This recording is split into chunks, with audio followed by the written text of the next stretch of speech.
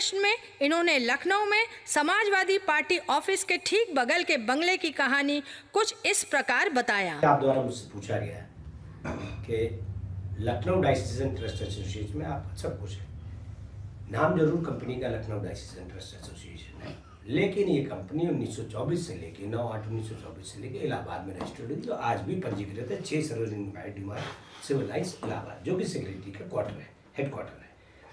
जिस प्रॉपर्टी की आप द्वारा बात की जा रही है सर, वो एक प्रॉपर्टी बंगलो है 21 नंबर समाजवादी पार्टी कार्यालय के बगल में 7 एकड़ का।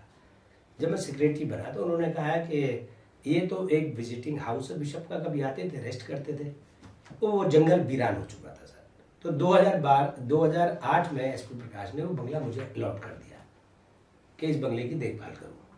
तो सर क्योंकि मैं अकेला था तो 7 एकड़ का बंगला मेरे से मेंटेन नहीं हुआ।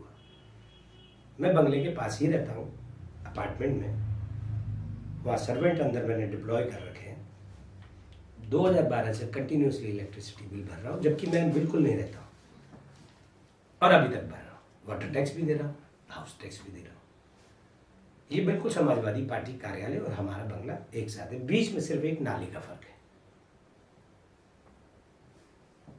और जो बीच में एक कॉलोनी बची हुई है वो टोटल अवैध है। इसकी तमाम शिकायतें मैंने नगर निगम में करी, उन्होंने बहुत बाद में कंसीडर किया। कंसीडर करने के बाद कहा कि आप क्या चाहते हैं। मैंने कहा सर आपने नगर निगम का मीटर तो ठोक दिया है, आप इन सबसे 21 नंबर के नाम पर कर ले रहे हैं, ये रही सर लिस्ट आप ही के नगर निगम की, तो वो ले रहे हैं। मैंने कहा सर 21 नंबर बंगले का ही हिस्सा है और आप मुझसे भी ले रहे हैं और 300 परिवारों से भी ले रहे हैं, तो सर ये जायज़ नहीं। पहली बात तो इनके किसी के नक्शे पास नहीं है और इन्होंने कभी चर्च में कोई फंड नहीं दिया आज तक।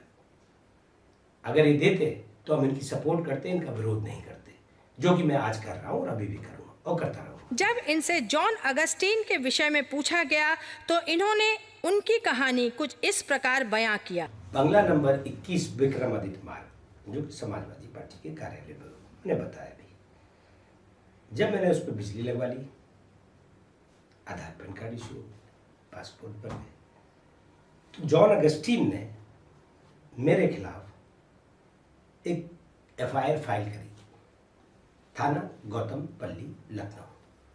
थाना गौतमपल्ली मेरे बंगले से बिल्कुल छुपा हुआ, मेरी बाउंड्री और थाना गौतमपल्ली एक ही है। 2014 में उसने एफआईआर करी। 2014 में मैं इलाहाबाद में था, अल्लाहपुर की केस कर रहा था, अल्लाहपुर का केस कर रहा था मैं आर बिलाल के खिलाफ। ये आए, मैंने कहा किस लिए आए हो, तो इन्होंने कहा कि हम भी आए मुकदमे में। मैंने ठीक है। तो ये जानते थे कि अगर ये भी खड़ा है तो कुछ ना कुछ तो करेगा। जैसे ही मैं वापस लखनऊ पहुंचा, नेक्स्ट डे मेरी एफआईआर थाना गौतमपल्ली में रजिस्टर्ड हो गई 72/2014, क्योंकि वहाँ के अधिकारी, क्योंकि मैं बंगले में आता जाता था तो जानते थे। उन्होंने कहा आपके खिलाफ एफआईआर हुई है, आप उसका जवाब दीजिए या कागज़ दीजिए। मैंने कहा ठीक है SHO साहब मैं आ जाता हूँ। मैंने उनको फहरिस्त बना के सारे कागज़ दिए। बोले जॉन अगस्टीन की डिटेल क्या है। मैंने कहा सर जॉन अगस्टीन तो ये तो इस चर्च का है भी नहीं, ये तो लमार्टनियर कॉलेज में एक पीटी टीचर था सर। लखनऊ में एक लमार्टनियर कॉलेज है सर, उसमें ये पीटी टीचर था और लड़की की ईव टीजिंग में इसको वहाँ से टर्मिनेट कर दिया गया। मूल निवासी और लड़की की ईव टीजिंग, इसका नाम है विनोद कुमार यादव। इसके बाप थे ईसाई, तो इसने उनके नाम को यूज़ किया और एसपी प्रकाश को ज्वाइन किया, जो कि मेरे फॉर्मर 91 में रिमूवल के बाद 91 में जब इसको चार्ज दिया गया कि आप इस चर्च की सर्विस लीजिए 200 रुपये संडे, 800 रुपये महीना, तो इसने एक नक्शा बनाया हजरतगंज चर्च में, जहाँ पे रंजन रोवर्स वगैरह, वो भी लीज पर है, जिसकी लीज मैं ही रिन्यू करता हूँ। तो उसने कहा 20 फुट बाई 20 फुट 20 दुकानें बन जाएंगी। ये जानकारी किसी क्रिश्चियन ने हमारे चेयरमैन साहब को दे दी। होने के बाद क्रिश्चियन ने अपने आप को फादर जॉन अगस्टीन डिक्लेयर किया, एसपी प्रकाश को ज्वाइन किया। उसको चार्ज दिया गया कैथेड्रल चर्च लखनऊ और Hazratganj church saint Christ college के बगल में 800 रुपये देंगे आपको, 200 रुपये संडे से। उसने दुकानें बनाने की कोशिश की, गलती से ये जानकारी एसपी प्रकाश को आ गई। ये टाइम बढ़ते बढ़ते 97 हो गए। 97 में एसपी प्रकाश को टर्मिनेट कर दिया गया। टर्मिनेट करने का ग्राउंड ये नहीं था वो दुकान बना रहे, क्योंकि एसपी प्रकाश भी दुकान का पैसा लेते।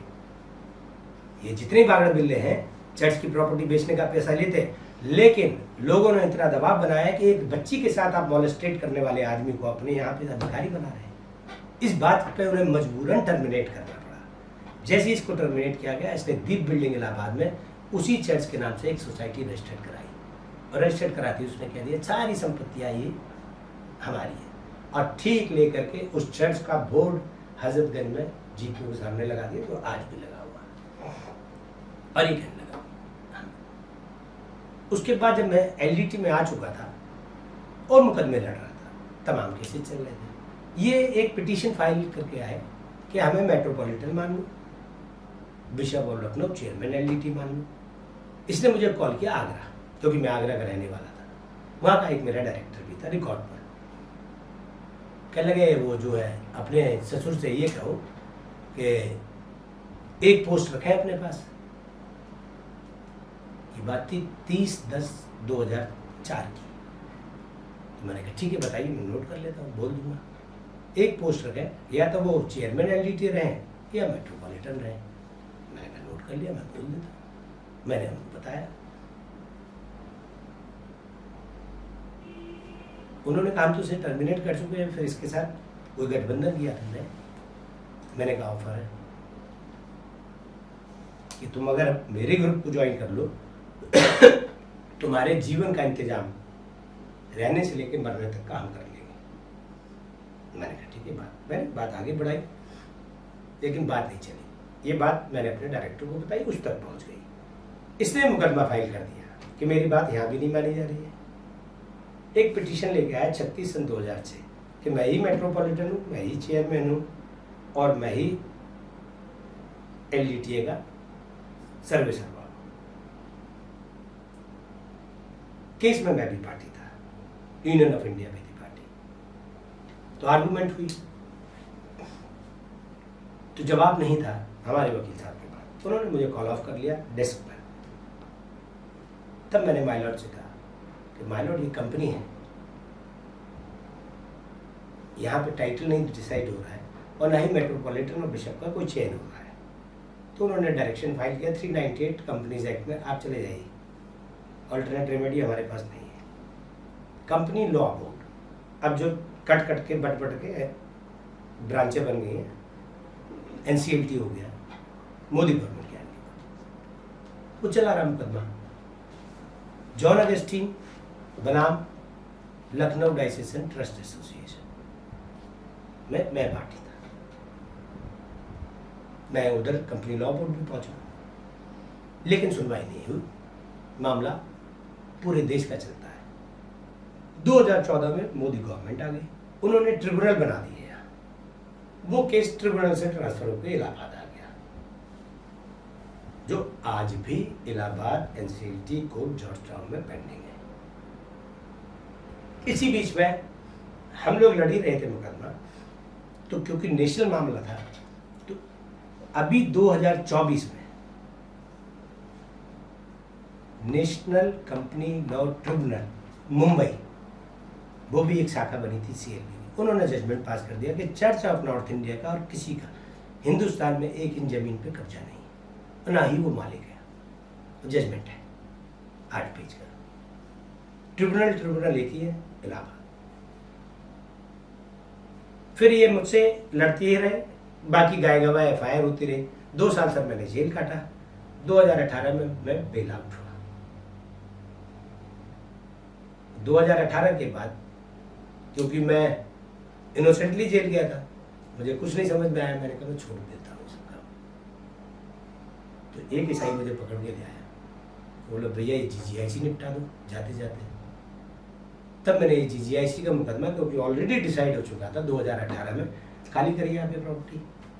तो वो स्कूल से खाली कराई, उनको भेज दिया स्वरूप रानी के सामने। लॉकडाउन का पीरियड था, गासीबारा कब्जा हुआ, वीडियोग्राफी कोर्ट ने कराई, वीडियोग्राफी कोर्ट में सबमिट हुई। गवर्नमेंट एडवोकेट भी गए, मेरे एडवोकेट भी गए, पेश कर दिए गए। फिर उन्होंने कहा कि इसमें ताला तो कुछ है नहीं, आप तो ताले की बात कर रहे हैं। तो हमारे वकील साहब ने एक और एप्लीकेशन लगाई, उनका फोन आया, मैंने कहा सर ताला है, पीछे एक सागर पिछा करके कुछ रहते वहाँ पे लटका हुआ है, खुलेगा नहीं, जंक लगा हुआ है।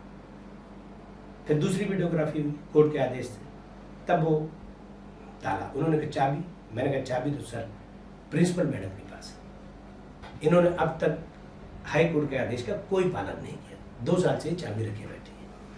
तो कोर्ट ने आदेश किया कि आप जाइए विद्यालय, नहीं किया। 2 साल से चाबी हट गई। सरकारी वकील, मेरे वकील और मुझे भी कहा गया।